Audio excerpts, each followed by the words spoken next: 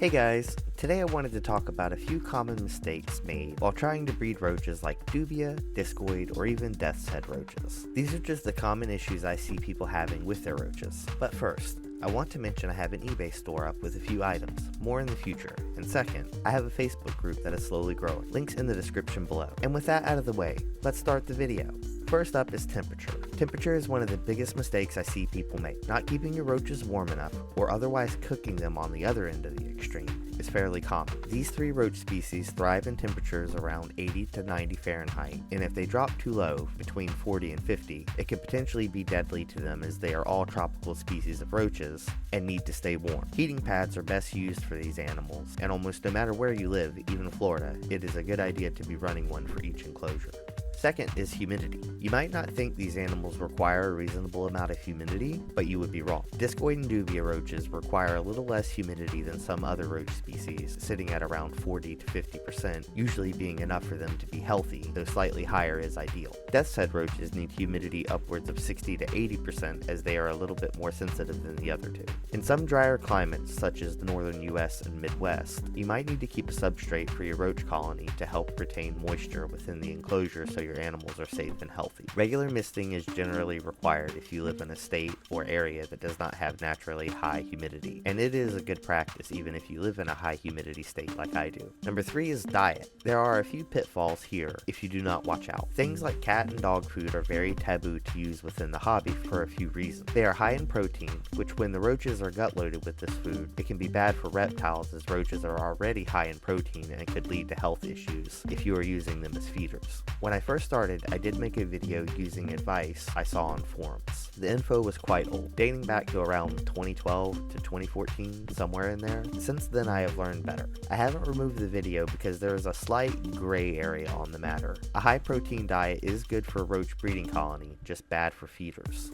When I first started, I didn't feed my roaches to my geckos for a very long time, and I did in fact feed them cat food. This only lasted a few months before I spoke with other breeders and learned a bit more about a better diet. You want to use something as natural as you can get, so for cost effectiveness, I go with wheat bran. There's nothing added to it, it's a good protein source along with other vitamins and minerals. Another good alternative that is easier to get a hold of is rabbit pellets. They are just pellets of alfalfa, a core ingredient in most roach chows, and the roaches are very willing to eat it. It is best to process it first with a blender of some kind to make it into more of a powder, but if you take anything away from this, avoid cat and dog food as food for your roaches.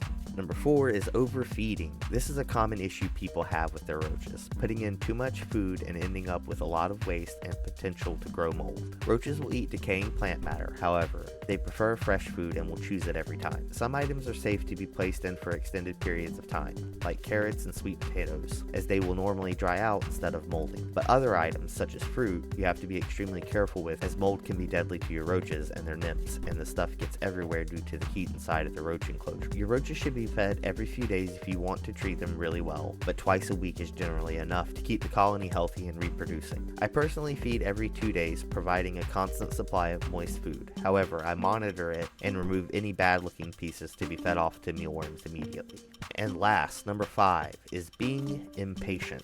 Roaches take time to gestate their ootheca, which is a fancy name for their egg case. I know how exciting it is to get a new animal or colony and want to constantly check on them. I advise against this as it causes unneeded stress for the animals, and it also takes quite some time, depending on the number of animals you started with, to see lots of nymphs or even notice they are reproducing at all. Until your numbers get into the hundreds, it isn't satisfying to check on them often. Once they are at those numbers, you can always find them breeding, eating, traveling, sparring, molting, you name it, it's happening. But when you're first starting off, I highly suggest leaving them alone outside of feeding times and checking their food. It will make your experience better, as if you can wait a few months, you will really notice the growth of your colony. It can be a little discouraging at first, but if you find patience, breeding roaches is a really rewarding hobby. I tend to think of roaches in 6-month periods. Every 6 months I should have a massive growth to the colony via more adults coming of age. These guys are a lot slower than mealworms and superworms. However, I find them far more rewarding to take care of and watch grow, as the time investment for growth is a lot longer, so it really pays off when you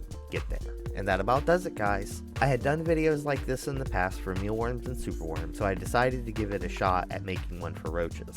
I think there are less pitfalls when it comes to raising roaches, and it's more or less their general care that gets people the most, as it is simple, but it is absolutely required or they will die or not breed. But I hope this helped for anyone who is interested.